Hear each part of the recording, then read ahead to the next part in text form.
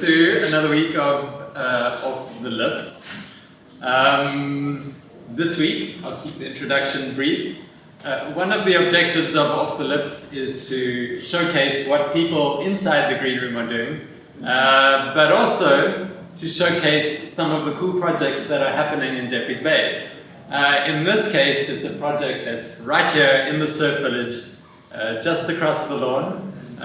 So I'm super happy to introduce Veleska, who together with Vian founded the Total House, purveyors of all things cannabis related. Is that right? I've discovered today also that Veleska is a scientist. So that's the background that she's coming from. And she's going to talk today a little bit about the project and a little bit about cannabis. Thanks so much, Veleska. Hi guys, my name is Veleska, as you mentioned. I'm basically going to tell you guys a little bit about where cannabis comes from, how it works in the body, and hopefully through that and through understanding a little bit more about the science of cannabis and how it works, to actually get rid of some stigmas and misinformation that is out there in the world. So first off, we're going to dissect the cannabis plant, just so you guys know a little bit more about where actually the oil comes from, where the medicinal properties lie. Alright, so as you can see here, that is what is called a cola or a flower of a cannabis plant. Cannabis usually, or the flower usually comes from the female plant, and this is where all the medicine lies. Now a lot of people have a lot of misinformation about that. Your stems, leaves, roots, seeds of your cannabis plant has no medicinal properties in this sense, where all your cannabinoids lie. Now, what is a cannabinoid? That's basically what is inside the cannabis plant. That's your chemicals that make out a cannabis plant that has your medicinal properties. You'll see over there, that's called a mature bud or calyx. That's what they use, or that's what they harvest after your cannabis has grown, and then they use that to extract your oils. Alright, so plant cannabinoids. As I mentioned, your cannabinoids are the chemicals that the plant is made out of. Now there's two major ones that the medicinal field at the moment rely on, or that they put a lot of emphasis on, and that's your THC and your CBD. Now I say specifically plant cannabinoids because I'll talk a little bit later about human cannabinoids. Now your THC is what's known to cause your effect of high. So to get you high, if you smoke it, if you drink it, if you eat it, that's what gets you a little bit goofed. Your CBD, on the other hand, that has a little bit more of a pain relief, mood stabilizing effect. But you have to remember, THC is not only recreational, it is medicinal as well. So where your CBD is inflammation and mood, your THC is pain. Okay, so cannabis in the body. Cannabis basically works on a system on the body called the endocannabinoid system. So the endocannabinoid system is there to maintain homeostasis. Now I use two big words that I'm going to explain right now. So your endocannabinoid system regulates your mood, your memory, appetite, reproduction, pain, etc. The list goes on. It's vast. Now homeostasis, by definition, is actually a condition to regulate and maintain your body's inner workings so that it is balanced.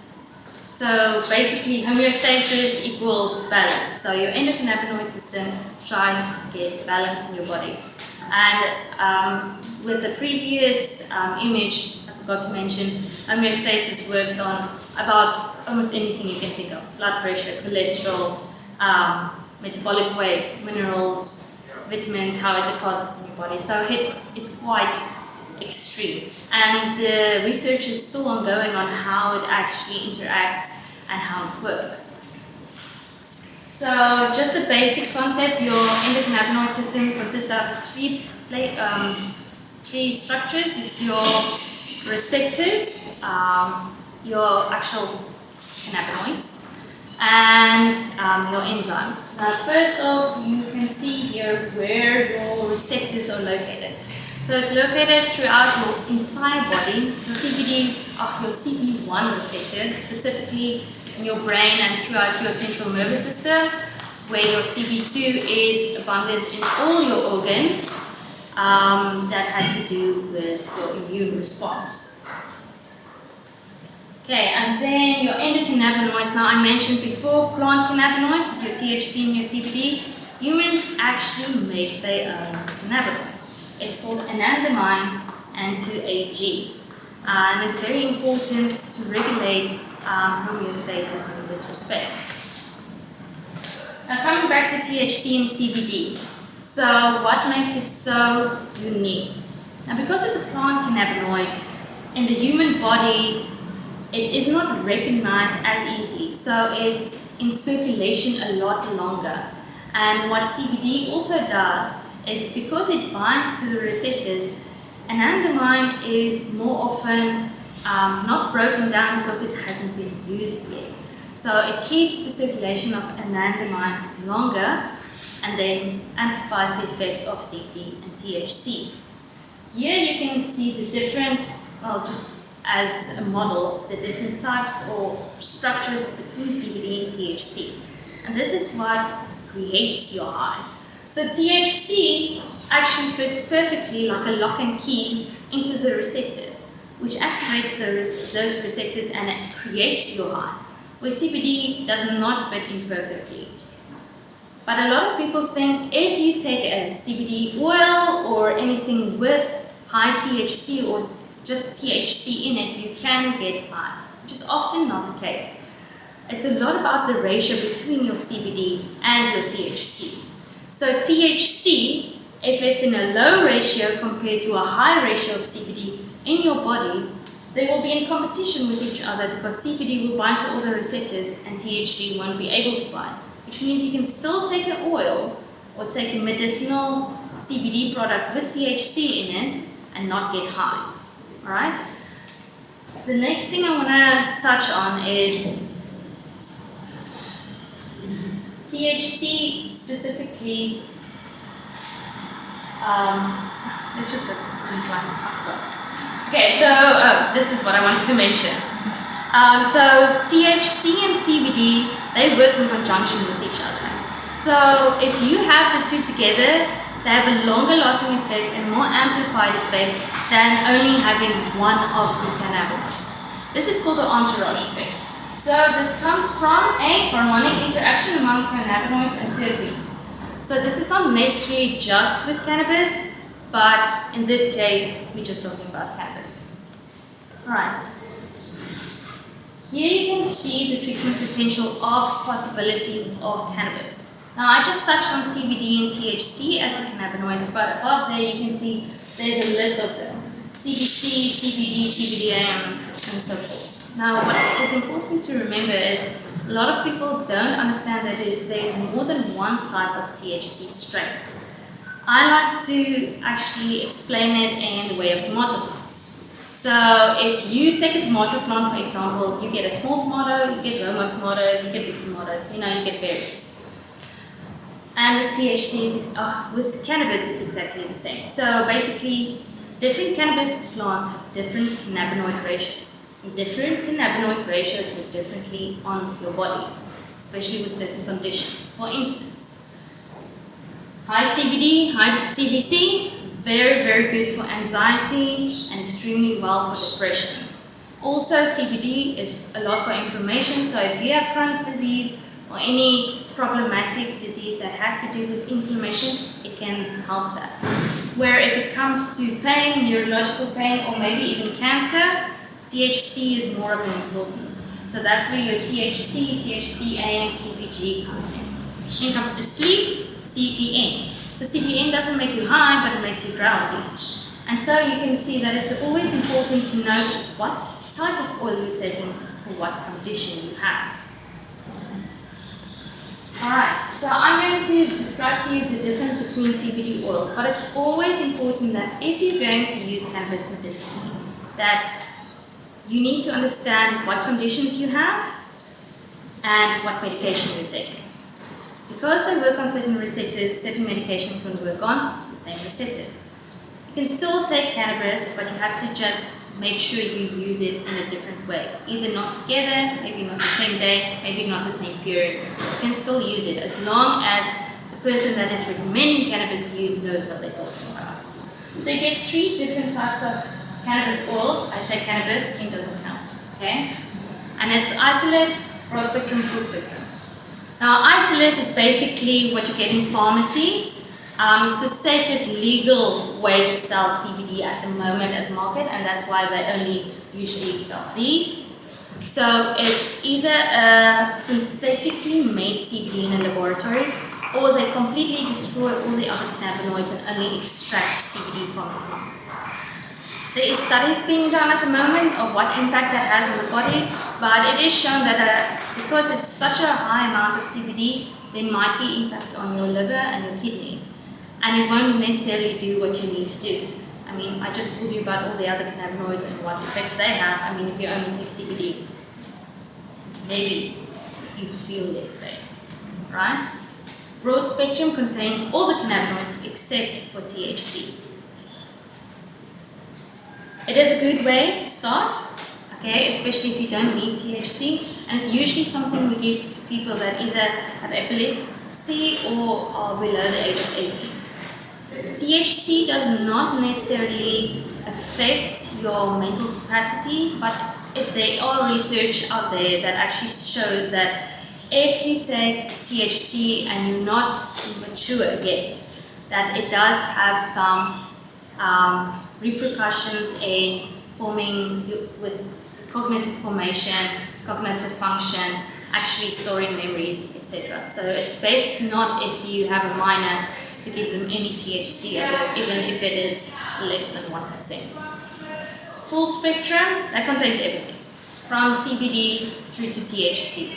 That's one of your most effective you can get, and of course within full spectrum you get different ratios, so that's also important to know.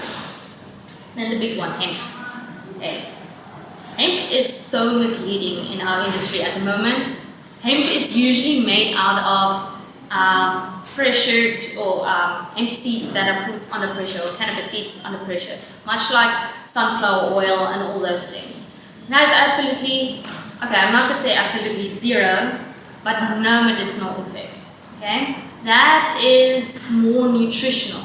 So say if you have nutritional deficiencies or you need some vitamins or minerals, hemp is a really good one to use. A lot of people also use hemp oil as the carrier oil of cannabis, and just make sure if you're going to take it, the contents, that's why you need to read the label. That's all I'm going to say about that. Right, before I take questions, I just want to touch on these frequently asked questions so that I can get them out of the way. So is cannabis addictive? No. Alright, so if you between that 1 to 2% of people that have an addictive personality, if you're going to eat cheese and you're going to be like, well, this is my life now, then yes, cannabis will be addictive to you. But if you're like me and you can drink a drink and after a week you're like, I can drink another drink, or I don't need another drink. Great, you're part of the 99% that actually is actually fine. Cannabis is a gateway drug. This is actually quite a funny one because a lot of people use cannabis to get away from the other drugs. So I've had people come in with alcoholic problems, I've got people that came in with cat problems, and because cannabis is so diverse, you get from a high to a low, they usually use that instead of using the drug, and through that can actually come into remission. Can cannabis make you dumb? Only if you're under 18. So like I mentioned previously, if you are a minor, it can have cognitive, it can affect your cognitive ability and the way you store information. But once your brain is mature and you are mature, the only time you will feel dumb is while using a really strong strain, and your speech might be slowed. But that generally doesn't happen like that. Okay, so THC is only recreational, not medicinal. So no, THC is also medicinal. I hope you guys got that from the previous thing where I explained that THC is for pain, etc. So thank you for coming, and if you have any questions about this, feel free to ask.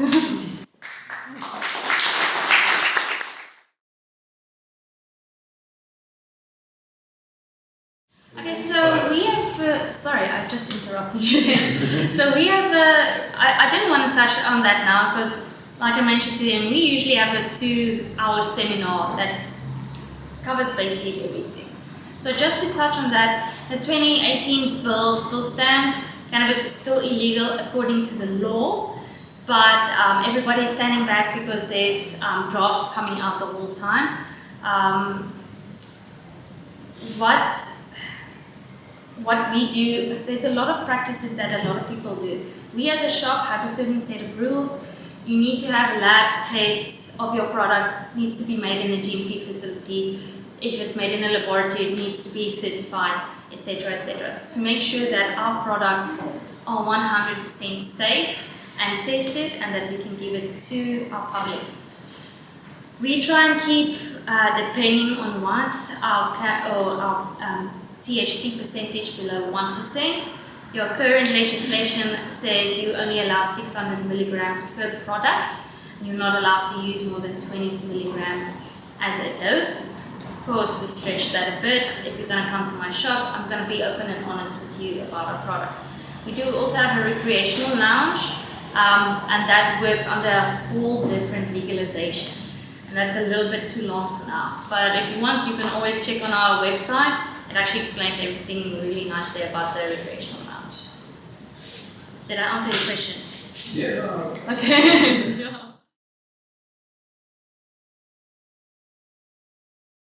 So what we do there is quite interesting. So depending on what you're talking about, are you talking about the legal side or the grey side of the business?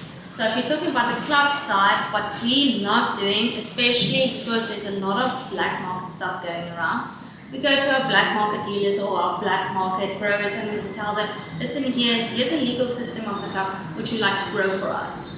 They can either say yes, they can either say no, and we sign them up, and that's that. If you're a local and you want to grow for us and you have grown before and you have got to show, we sign you up. It's as easy as that, but you have to be a member first. And our process is very diligent in the way that we're doing it, that we don't get a lot of people that commit to fully signing up. Because I mean, for a legal grow to be there, we have to do mapping, we have to have signs up, you have to do weekly reports on your plants, and if your plants are harvested, it needs to get tested. And then, and only then, can it get sent to the club. Yeah. So on the more legal side of things, we try and keep it as local and as artisanal or as fun as possible, if I can say it like that. But with cannabis, it's always difficult, especially if you don't have people that test their products. So we do have someone that's not a big corporate company that provides us like soaps. I'm only touching on the Forestiva soaps for now. And they actually get their products tested every time we make a new batch and everything like that. And everything is handcrafted. It's an amazing product. I love their stuff. and we welcome that. But the thing is, they have transparency with us. If they don't have a GMP certified facility, we go there and we'll be like, okay, this is the facility. It's maybe not GMP certified, but it's on standard. You know, it's on point. So we will still take your product. Where we've had people that tell us, no, we can't do that, or why do you want to see that? And then I tell them, oh, we can't stop your product if you're going to be like that.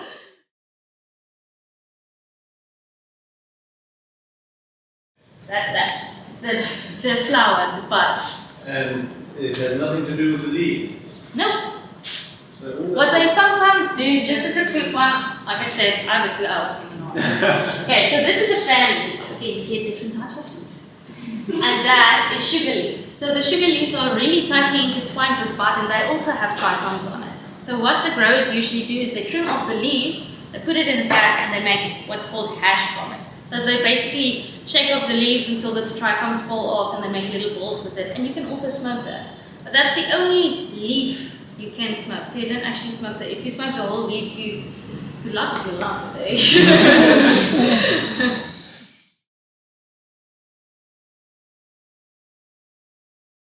Okay, so unfortunately, that's a difficult question because we make anandamide and 2-AG. Because there's still ongoing research, nobody really knows. If you're in my field, I was in a class one day and they're like, we speculate. And I'm like, that's reassuring. So there's no, at this stage with biology is extremely new still to the world. So there is no test at this stage that can actually test for that. I'm sure they can make one up, but because it was a drug and they want to test it if there was drugs in your system, they usually test for THC, not the other two. Although it's not a factor of whether your body has too low or too high of it, it's more that it's out of balance, and it can usually be 80% attributed either to nutrition or you have a ongoing genetic disease that you don't maybe know about. That's why cannabis is an amazing, efficient tool, especially in my case. I can mention that in certain cases, or if you have certain conditions, you can't take certain cannabinoids. In the case of anxiety and depression, it's often not good for you to take THC. For me, if I take THC, I get anxious. I'm already anxious, okay? But if I take CBD and CBDA, I get the opposite. So it's very important to remember that. It depends. It really depends. If you have colon cancer, it's going to be better to put a suppository up there. If you are currently maybe on chemo, it's going to be better to inhale it because then it goes directly into your bloodstream. You don't have to worry about going it through your liver.